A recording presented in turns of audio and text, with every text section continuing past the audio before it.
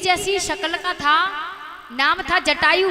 उसने तो भगवान की मदद करी और ये खाने की बात कर रहा है। अब जब जटायु का नाम सुना तो संपाति रोने लग गया। बोले जटायु मेरा छोटा भाई है, तुम कैसे जानते हो वो कहाँ है? तब हनुमान जी ने बताया सब कुछ कि वो उनका स्वर्गवास हो गया है।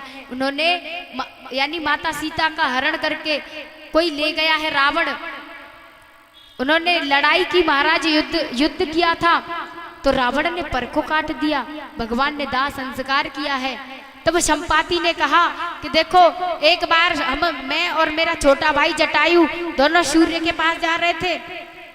शर्त लगी थी कि पहले कौन पहुंचेगा सूर्य के पास।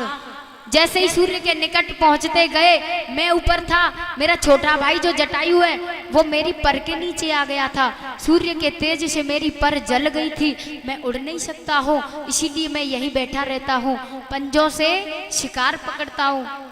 और मेरा जटायु जो छोटा भाई है वो मुझसे बिछड़ गया, वो कहीं दूर जाके गिरा और मैं इस समुद्र के किनारे पर गिरा था। और हाँ, मेरी दृष्टि, मैं वैसे तो मदद नहीं कर सकता, वैसे मदद नहीं कर सकता, लेकिन गिद्ध, आप जानते हो गिद्ध की दृष्टि बहुत ऊंची है, 200 मील ऊपर से अपनी शिकार देख सकती है। तो जटायु, संपाति ने कहा मैं यहाँ बैठ करके बता सकता हूँ कि रावण ने माता को कहाँ छुपाया होगा। संपाति ने जब देखा तो बताया कि अशोक वाटिका में बैठी है, अशोक के वृक्ष के नीचे। अब तो सब चिंतित हो गए कि वहां जाएगा कौन। अब हनुमान जी जो है, बचपन में बहुत सारी शक्तियां थी इनके पास, ऋषियों के श्राप के कारण ये भूल गए थे सबको, लेकिन बाद में क्षमा याचना मांगी तो ऋषियों ने कहा कि समय आने पर परमात्मा का जब आप उनकी सहायता करोगे तो आपको सारी शक्तियां याद आ जाएंगी। तब हनुमान जी को जामवंत जी और वो सब लोग इकट्ठे होकर के उनको याद दिला रहे हैं शक्तियों की। एकदम से याद आई और हनुमान जी उड़ गए हैं। बोलिए हनुमान जी महाराज की।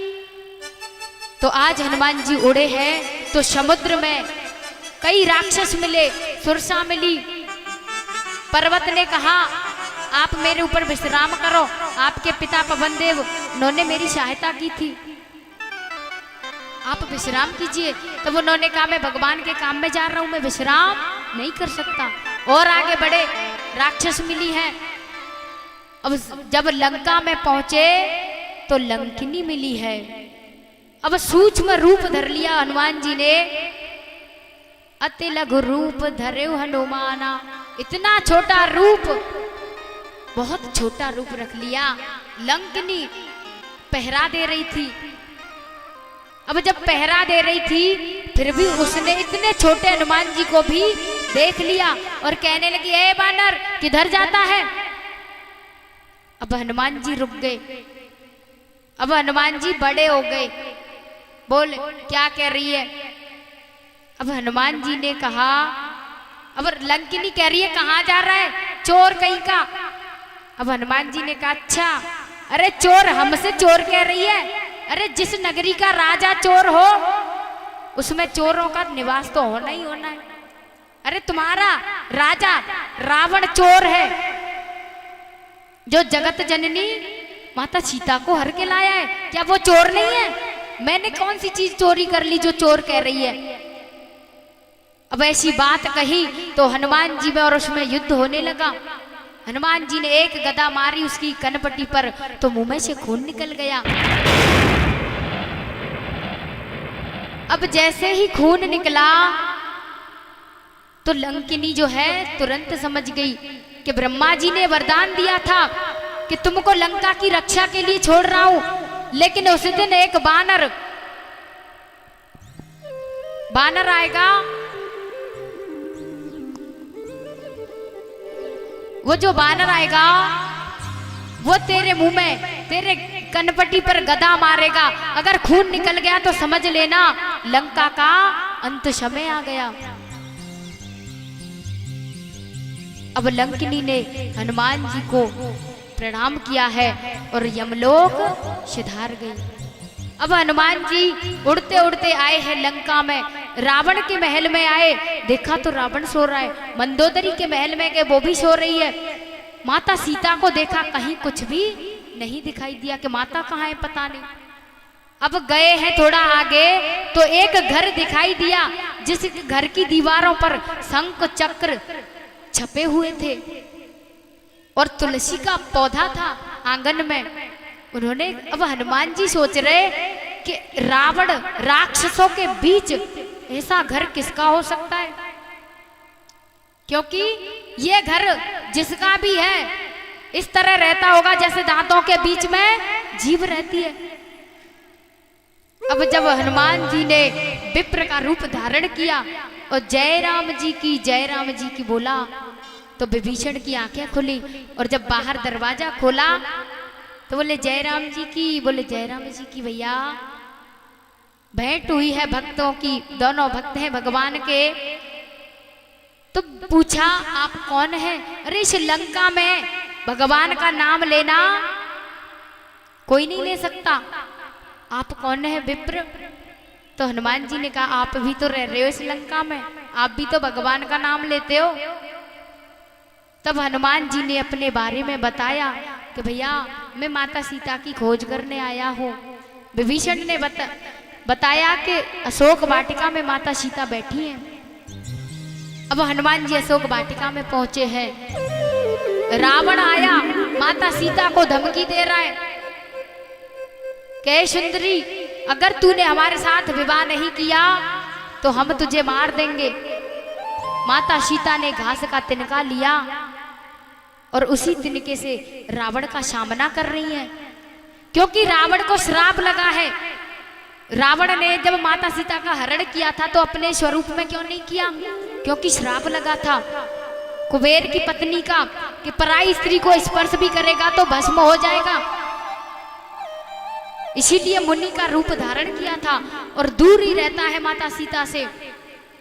अब रावण कह करके चला जाता है और राक्षसी दबाव डालती हैं कि तीनों लोकों के विजेता हैं हमारे महाराज रावण, अरे बड़ी बड़ी सुंदरी तरसती हैं इनसे विवाह के लिए, और तू क्या कह रही है? माता सीता को दबाव डालती हैं वो।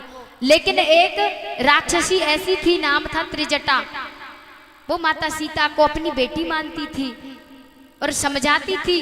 राक्षसियों से ऐसी बात कह रही, राक्षसी जब धमकी दे रही तो एक बात कह रही त्रिजटा कि अरे बहना तुम्हें नहीं पता, आज रात मैंने एक सपना देखा तो किसी बानर ने हमारी लंका को जला दिया, सब राख हो गया है।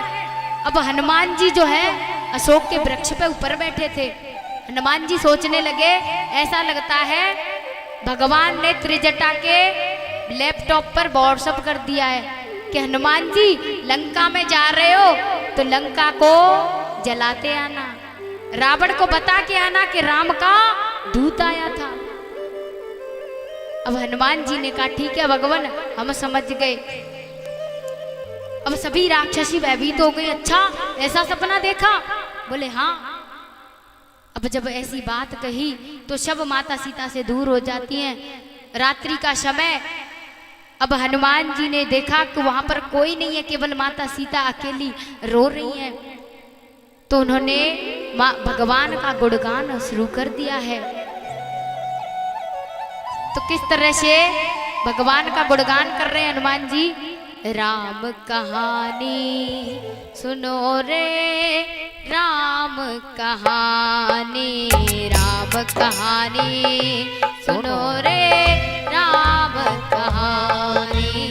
श्री राम जय जय राम, श्री राम जय जय राम, श्री राम जय जय राम, श्री राम जय जय राम। कहत सुनत आवे,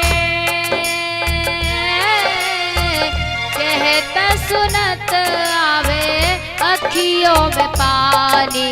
राम कहानी, राम कहानी, राम कहानी सुनो भाई राम कहानी।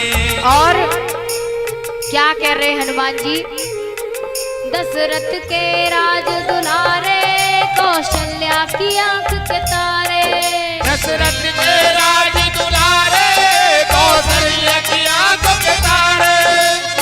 रघुवंशी उद्यारे। और कह रहे हैं हनुमान जी लीलाओं का वर्णन कर रहे हैं। तो माता सीता इधर उधर देखने लगी कि ये कौन है, मेरे प्रभु का नाम